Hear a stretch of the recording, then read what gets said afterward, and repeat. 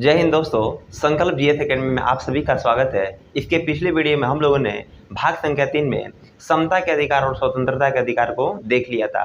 आइए हम समझते हैं क्या होता है निवारक निरोध अधिनियम। देखिए, इस अधिनियम को 1950 में लाया गया था। निवारक निरोध अधिनियम में कहा गया है कि यदि आपको पुलिस पकड़ती है तो बिना किसी वारंट के आपको गिरफ्तार कर सकती है। अब आप समझेंगे कि यह तो सरासर गलत है। देखिए, इस नियम का उद्देश्य किसी को सजा देना नहीं है, बल्कि समाज में अपराध को कम करना होता है। इसके कुछ आइए एग्जाम्पल्स को समझते हैं। देखिए, यदि आपको निवारक निरोध अधिनियम के तहत गिरफ्तार किया जाता है तो पुलिस आपको बिना वारंट के 3 महीना तक जेल में रख सकती है। याद कीजिए, अगस्त 2019 का वह दिन जब जम्मू कश्मीर से आर्टिकल 370 को हटाना था। देखिए, होम मिनिस्ट्री की एडवाइजरी कमेटी ने देखा कि यदि जम्मू कश्मीर में 370 हटाया जाएगा तो जम्मू कश्मीर के जो नेता हैं सब न, यदि वो बाहर रहेंगे सब तो जम्मू कश्मीर में गर्दा मचा देंगे सब। इसलिए होम मिनिस्ट्री के एडवाइजरी कमेटी ने यह सलाह दिया कि इन नेताओं को सबसे पहले नज़रबंद कर दिया जाए, यानी कि निवारक निरोध अधिनियम के तहत इन्हें नज़रबंद कर दिया जाए। और बात सही हुआ। क्या किया गया ना, जम्मू कश्मीर से 370 हटाने से पहले उन जितने भी नेता थे उनको नज़रबंद कर दिया गया। और फाइनली सही भी हुआ। यदि उन नेताओं को नज़रबंद नहीं किया जाता तो जम्मू कश्मीर के मंच पर चढ़कर ऐसा ऐसा भाषण देते हैं कि जम्मू कश्मीर में अराजकता फैल जाती। इसलिए एडवाइजरी कमेटी ने फाइनली यह डिसीजन लिया कि यदि जम्मू कश्मीर से 370 को हटाना है तो इन नेताओं को निवारक निरोध अधिनियम के तहत उन्हें गिरफ्तार कर लिया जाए। अब इसमें एक नया शब्द आता है कि क्या होता है हाउस अरेस्ट, यानी कि नज़रबंद। देखिए, नज़रबंद का मतलब होता है जब किसी व्यक्ति को समाज से नहीं मिलने दिया जाता है तो उसे नज़रबंद कहते हैं। मान लीजिए हमको नज़रबंद कर लिया जाएगा तो हम न तो किसी व्यक्ति से मिल सकते हैं, मेरे घर का टेलीफोन काट दिया जाएगा, जितने डिश का कनेक्शन रहेगा उसको काट दिया जाएगा, न तो किसी से मिलने दिया जाएगा, न ही आप घर से बाहर निकल सकते हैं। इसी को नज़रबंद कहते हैं। जब भी किसी को व्यक्ति को नज़रबंद किया जाता है उसको फाइनली घर में बंद कर दिया जाता है, वो भी कितने महीना के लिए? 3 महीना के लिए। लेकिन यदि एडवाइजरी कमेटी को लग गया कि नहीं भैया 3 महीना से इसको अधिक समय तक रखना है तो 3 महीना से अधिक समय तक उसको रख सकती है।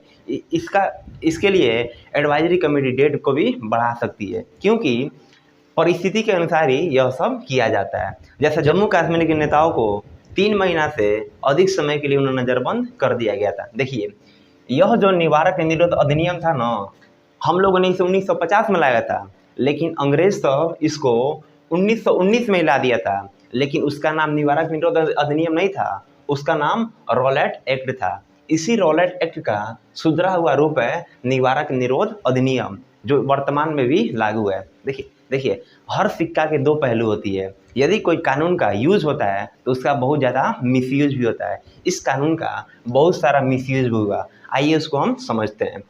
याद कीजिए 2017 का वह दिन जब गोरखपुर में चिमकी बुखार चला था। जो गोरखपुर का मेडिकल कॉलेज था उसका जो मेंटेनेंस डिपार्टमेंट, उस मेंटेनेंस डिपार्टमेंट ने जो ऑक्सीजन डिपार्टमेंट था, यानी कि जो ऑक्सीजन फैक्ट्री को पैसे का भुगतान नहीं किया था। अब मान लीजिए किसी को पैसा का भुगतान नहीं करेंगे तो वो सामान कैसे देगा? इसलिए जो ऑक्सीजन डिपार्टमेंट था उसने ऑक्सीजन का सप्लाई बंद कर दिया। ले भैया, ऑक्सीजन का भयंकर किल्लत हो गया, बच्चे लगे सब मरने। उसी हॉस्पिटल में रहते थे डॉक्टर कफील खान। डॉक्टर कफील खान ने खुद के पैसे से ऑक्सीजन सिलेंडर को मुहैया कराया। अब मान लीजिए अकेला व्यक्ति कोई कितना अपने पैसा से ऑक्सीजन को खरीद सकता है, लेकिन इनसे जहाँ तक हुआ ऑक्सीजन को खरीदा और लोगों का सेवा किया। देखते ही देखते डॉक्टर कफील खान लोगों के नज़र में हीरो बनने लगे। तब मेंटेनेंस डिपार्टमेंट ने सोचा कि रे भैया ये तो हीरो बन जाएगा, ये हमारा नौकरियाँ खा जाएगा। तभी योगी जी आते हैं, हमारे मुख्यमंत्री। और योगी जी को क्या पता है कि हॉस्पिटल में कौन गलत है कौन सही है? उनसे जो बताया जाएगा वही ना जानेंगे। तो जैसे ही योगी जी आते हैं मेडिकल कॉलेज में तो जो मेंटेनेंस डिपार्टमेंट था योगी जी से कहता है, ए महाराज, आज जो हॉस्पिटल में ये सब हो रहा है ना कांड, इन सब का जिम्मेदार डॉक्टर कफील खान है। और डॉक्टर कफील खान को गिरफ्तार कर लिया गया। इतना ही नहीं, डॉक्टर कफील खान पे 4 मुकदमा भी दर्ज किया गया। डॉक्टर कफील खान को बंद कर दिया गया जेल में। और लेकिन उनके जब केस को इलाहाबाद हाईकोर्ट के जजों ने देखा तो कहा कि नहीं भैया, डॉक्टर कफील खान गलत नहीं है, और डॉक्टर कफील खान को इलाहाबाद हाई कोर्ट के जजों ने बाइज्जत बरी कर दिया। अब यहाँ पर सरकार की नज़र में डॉक्टर कफील खान चढ़ गए थे। अब मान लीजिए सरकारी ने उनको बंद कराया था, अब मान लीजिए सरकार बंद करा रहा है किसी व्यक्ति को, और हाई कोर्ट क्या कर रहा है कि यह तो मतलब निर्दोष है, और उनको बाइज्जत बरी भी कर दिया गया। अब सरकार की नज़र में डॉक्टर कफील खान चढ़ गए थे। याद कीजिए 2019 में आया था CAA और NRC कानून को लाया गया। पूरे देश के लोगों ने CAA और NRC जैसे कानूनों का खूब विरोध किया था। उसमें डॉक्टर कफील खान भी थे जिन्होंने CAA और NRC को विरोध किया था। विरोध में डॉक्टर कफील खान जो थे वो AMU अलीगढ़ मुस्लिम यूनिवर्सिटी में जाकर भाषण दिया, और वे भाषण देकर मुंबई चले गए। जब वो मुंबई पहुंचे तो पीछे तो उत्तर प्रदेश पुलिस पहुंच जा रही है, और डॉक्टर कफील खान को गिरफ्तार कर ली। और यूपी पुलिस क्या बोली कि आप जो भाषण दिए थे ना AMU में, उससे पूरा अलीगढ़ का माहौल ख़राब हो गया है, अलीगढ़ में अराजकता फैल गई है, वहाँ पर लोग अपने में विवाद कर रहे हैं, और उनको गिरफ्तार कर लिया गया। किस अधिनियम के तहत? तो निवारक निरोध अधिनियम के तहत। इसमें क्या कहा गया है कि आप किसी भी व्यक्ति को 3 महीना तक गिरफ्तार कर सकते हैं, लेकिन चूंकि 2019 में कोरोना का टाइम था, इसलिए डॉक्टर कफील खान को 8 महीने तक उनको जेल में रखा गया। जैसे ही हाई कोर्ट खुला, जैसे ही कोर्ट खुला, तो डॉक्टर कफील खान का केस कोर्ट में गया। तो कोर्ट के जो जज थे उन लोगों ने डॉक्टर कफील खान की वीडियो को देखा जिसमें उन्होंने ये भाषण दिया था। देखिए, जो कोर्ट का जज होते हैं हमसे और आपसे लाख गुना पढ़े लिखे होते हैं। उन लोगों ने जब वीडियो देखा डॉक्टर कफील खान का, तो कहा कि नहीं भैया, डॉक्टर कफील खान के भाषण में कोई ऐसी बातें नहीं की गई है जो भारत की एकता और अखंडता के खिलाफ है। तो डॉक्टर कफील खान को, तो जो जज थे उन जजों ने उत्तर प्रदेश पुलिस को यह कहा कि आप डॉक्टर कफील खान को रिलीज कर दिए, और ऐसा करना भी पड़ा। उत्तर प्रदेश पुलिस ने रात में 2 बजे डॉक्टर कफील खान को रिलीज कर दिया। यही हमारी भारतीय संविधान की खूबसूरती है। आपको तब तक कुछ भी नहीं किया जा सकता है जब तक आप अच्छे हैं। देखिए, अच्छे कर्म किए रहेंगे तो आपको फल उसका अवश्य मिलेगा, भले से जमाना आपको लाख फंसाने की कोशिश करे, लेकिन यदि आप अच्छे कर्म किए हैं तो भारतीय संविधान में आपको न्याय जरूर दिलाएगा। आइए इसके आगे हम और कुछ समझते हैं। जब भारत स्वतंत्र हुआ तो भारत में शासन को बेहतर चलाने के लिए निवारक निरोध अधिनियम को लाया गया। देखिए, निवारक निरोध अधिनियम बहुत सारे हैं, लेकिन हम केवल उन्हीं को पढ़ेंगे जो एग्जाम के पॉइंट ऑफ व्यू से बहुत महत्वपूर्ण है। देखिए, पहला आपका आता है अस्फा। इसको 1958 में लाया गया। इसका फुल फॉर्म होता है armed forces special power act. देखिए, अस्फा को वहाँ पर लागू किया जाता है जोन सा एरिया अशांत होता है। जैसे मान लीजिए आपका जम्मू कश्मीर, वो अशांत एरिया है। इसमें कहा गया है कि भारत के जिस भी राज्य या क्षेत्र में अस्फा कानून को लगाया जाएगा, उस क्षेत्र में आर्मी का शासन हो जाएगा। मतलब आर्मी आपके घर में कभी भी घुस सकती है, पूरे घर की जांच ले सकती है, भले से रात के 1 बज रहे हो या 2 बज रहे हो। लेकिन इस कानून के लेकर कुछ मानवाधिकार ने इसका विरोध किया और कहा कि इससे लोगों का प्राइवेसी का हनन हो रहा है, और बात सही भी है। इन मानवाधिकार का मानना है कि यह जो पुलिस वाले हैं लोगों के घर में घुसकर उनसे छेड़छाड़ करते हैं, इनका आरोप भी लगाया गया है। तो इन मानवाधिकार ने अस्फा का बहुत ज़्यादा विरोध किया, और बात सही भी है। जो हमारे जो आर्मी है, लगभग 20 से 25 आर्मी पर रेप का केस भी चलता है, क्योंकि मानवाधिकार का मानना है कि लोगों का प्राइवेसी का हनन हो रहा है। यदि हम ये बात कहते हैं कि आर्मी पर रेप का केस चल रहा है तो आप नहीं मानते, लेकिन आर्मी का जो कोर्ट होता है, जिसको हम कोर्ट मार्शल के नाम से जानते हैं, वह कोर्ट मार्शल अपने ही आर्मी पर और रेप का केस चलाती है। आइए इसके आगे हम समझते हैं। इस तरह इस नियम का दुरुपयोग होने के कारण इसे फाइनली 1976 में बंद कर दिया गया। अगला आपका आता है मीसा एक्ट। देखिए, मीसा एक्ट को हम maintenance of internal security act के नाम से जानते हैं। देखिए, यह जो मीसा एक्ट का था, इसको इंदिरा गांधी ने लाया था। इस मीसा एक्ट के तहत ही इंदिरा गांधी ने चुनाव से पहले अपने जितने विपक्षी पार्टी थे उनको 3 महीने पहले ही जेल में बंद करा दिया था। न रहेगा बात, न बजेगी बांसुरी। मतलब रेस में अकेले दौड़ेंगे और अकेले जीत जाएंगे। इस तरह मीसा एक्ट के तहत इंदिरा गांधी ने चुनाव को जीत भी लिया था। अपने जितने विपक्षी पार्टी थे ना, जितना नेता, उन सबको जेल में 3 महीना पहले डलवा दिया था। उन्हें लड़ेगा ना चुनाव जीतेगा। इस तरह मीसा एक्ट का भी दुरुपयोग किए जाने लगा और उसको फाइनली बंद कर दिया गया। यूपीएससी एक क्वेश्चन पूछता है कि सर्वाधिक दुरुपयोग होने वाला एक्ट कौन सा है, तो मीसा एक्ट है। सबसे ज़्यादा अगर किसी एक्ट का दुरुपयोग हुआ तो वह मीसा एक्ट का दुरुपयोग हुआ था। अगला आपका आता है टाडा। देखिए टाडा का फुल फॉर्म होता है टेररिस्ट एंड डिस्परेटिव एक्ट। देखिए यह जो होता है ना सिर्फ आतंकवादियों पर लागू होता है। यूपीएससी में सवाल पूछा जाता है कि कौन सा एक्ट सबसे खतरनाक है, तो वह आपका हो जाएगा टाडा एक्ट। पूछेगा कि किस एक्ट का कौन सा एक्ट है जिसका सर्वाधिक दुरुपयोग हुआ, तो वो आपका हो जाएगा मीसा एक्ट। लेकिन कौन सा एक्ट है जो सबसे खतरनाक है, तो वो आपका हो जाएगा टाडा एक्ट। जिस भी व्यक्ति पर टाडा एक्ट लग जाता है उसको आतंकवाद घोषित कर दिया जाता है, उसके बाद को सुना भी नहीं जाता है, इसका दुरुपयोग होने लगा। इसलिए इसे फाइनली 1995 में बंद कर दिया गया। आता है आपका अगला पोटा एक्ट। पोटा को हम बोलते हैं प्रिवेंशन ऑफ टेररिज्म एक्ट। देखिए पोटा एक्ट जो था ना वो भी टाडा ही की तरह था, लेकिन इसका भी दुरुपयोग हुआ। हद तो तब हो गया जब गुजरात के एक 12 साल के लड़का पर पोटा एक्ट को लाया गया। देखिए भैया 18 साल से कम उम्र के बच्चा पर आप उसको जेल में नहीं ले आ सकते हैं, उसको बाल सुधार गृह में डाला जाता है। और इन लोगों ने गुजरात के 12 साल के लड़के पर पोटा एक्ट को लगा दिया गया। इस तरह इन सब नियम का दुरुपयोग होने लगा और एक एक को करके ख़त्म कर दिया गया।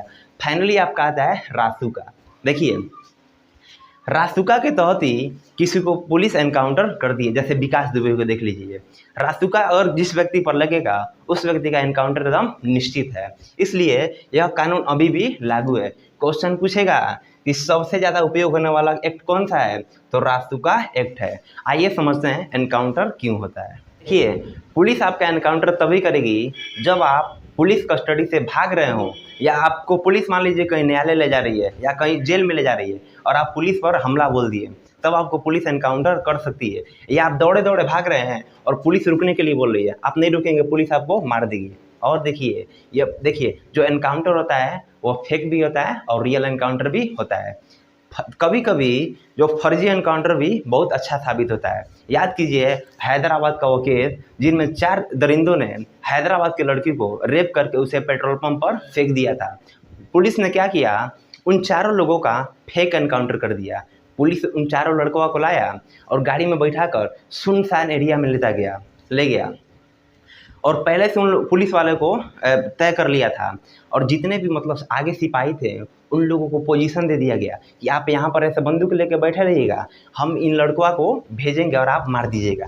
कभी भी पुलिस एनकाउंटर खड़ा करके गोली नहीं मारती है, क्योंकि यदि अगर खड़ा करके गोली मारेगी तो गोली एकदम सीधा लगेगा, जांच होगा, पुलिस पकड़ा जाएगी। इसलिए पुलिस क्या करती है, भाग जाओ। जैसे वो भागता है पुलिस गोली मार देती है। और जब भी पुलिस आप दौड़ेंगे गोली मारेगी तो गोली तिरछा लगता है, और जब जांच होगा तो आप नहीं पकड़ाएंगे। देखिए मानते हैं कि वो एनकाउंटर फर्जी था लेकिन सही था। समाज में ऐसे लोगों का जीने का कोई अधिकार नहीं है जिससे किसी का जीवन बर्बाद हो जाता है। इस तरह पुलिस एनकाउंटर करती है। इस तरह इन सभी एक्ट को ख़त्म कर दिया गया। वर्तमान में केवल रासुका ही लागू है जिसके तहत पुलिस एनकाउंटर करती है। आइए कुछ बातें जानते हैं जो एग्जाम में तो नहीं पूछे जाते हैं परंतु जनरल नॉलेज के लिए बहुत अच्छी बातें हैं। देखिए एक होता है इंट्रोगेशन।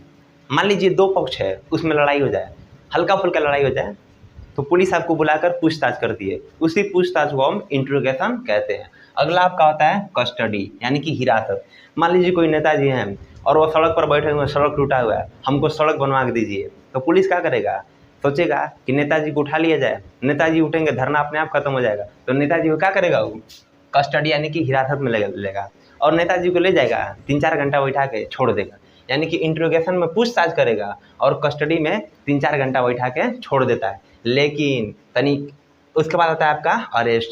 अरेस्ट क्या होता है, मान लीजिए कोई सीरियस मैटर हो जाए, जैसे आपने शोले पिक्चर देखा होगा, ठाकुर ये अपना हाथ मुझे दे दो, और ठाकुर का हाथ काट लेता है। उसी तरह आप भी मान लीजिए किसी का हाथ काट लेंगे तो वो सीरियस मैटर में आ जाएगा और आपको सीरियस मैटर के तहत ही आपको अरेस्ट कर लिया जाएगा। और अरेस्ट करके पुलिस वाला जज साहब के सामने ले जाएगा। जज साहब ये चोट्टा है जो उसका हाथवा काटा है, तो साहब कहेंगे अरे तू हाथ काटा है, इसको ले जाओ और जुडिशियल कस्टडी में डाल दो। देखिए जेल और जुडिशियल कस्टडी अलग होता है, यानी कि पुलिस कस्टडी और जुडिशियल कस्टडी अलग अलग होती है।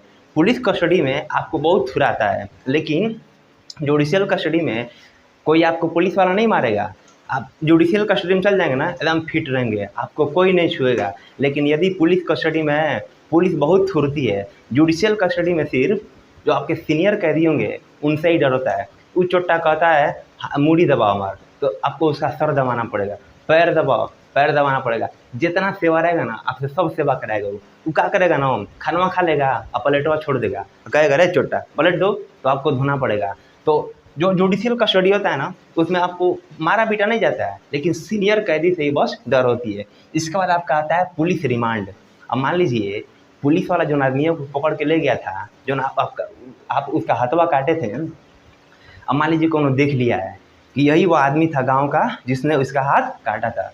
वो आके थाना में कह दिया कि ए दरोगा जी, आप जो उस आदमियों को पकड़ कर ले गए थे ना, हम उसको देखे हैं, आप हमको सबूत बना के ले चलिए, हम गवाही देंगे कोर्ट में। तो दरोगा साहब आएंगे और जज साहब से कहेंगे, जज साहब नमस्कार, हम जो आपको वो आदमी दिए थे ना जो हाथवा काटा था, उसके खिलाफ कुछ सबूत इकट्ठा हो गया है, आप उसको हमको दे दीजिए, हम उससे ले जाके पूछताछ करेंगे।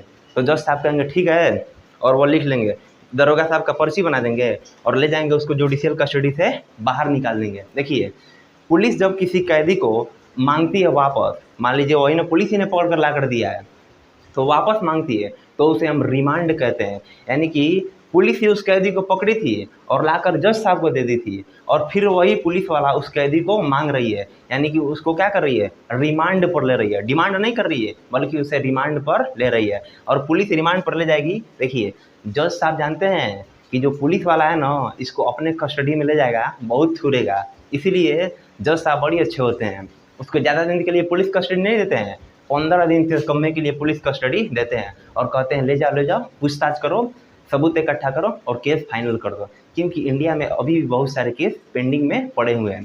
अतः जज साहब क्या करते हैं, पुलिस रिमांड पर उसको 15 दिन के लिए दे देते हैं, ले जाइए पूछताछ कीजिए, सबूत इकट्ठा कीजिए, फिर आकर कोर्ट में हाजिरी दीजिए।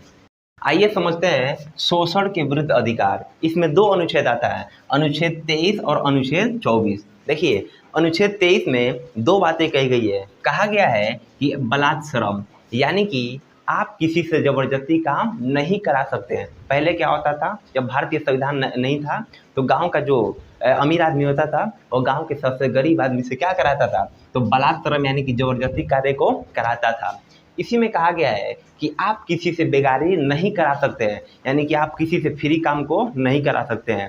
यदि आप किसी से फ्री काम कराते हैं, यानी कि अनुच्छेद 23 का उल्लंघन हो रहा है, वह व्यक्ति आप पे केस कर सकता है। और समझिए, यदि आप बेगारी करा रहे हैं तो उसकी इतना पैसा दीजिए कि वो अपने परिवार का पेट पाल सके।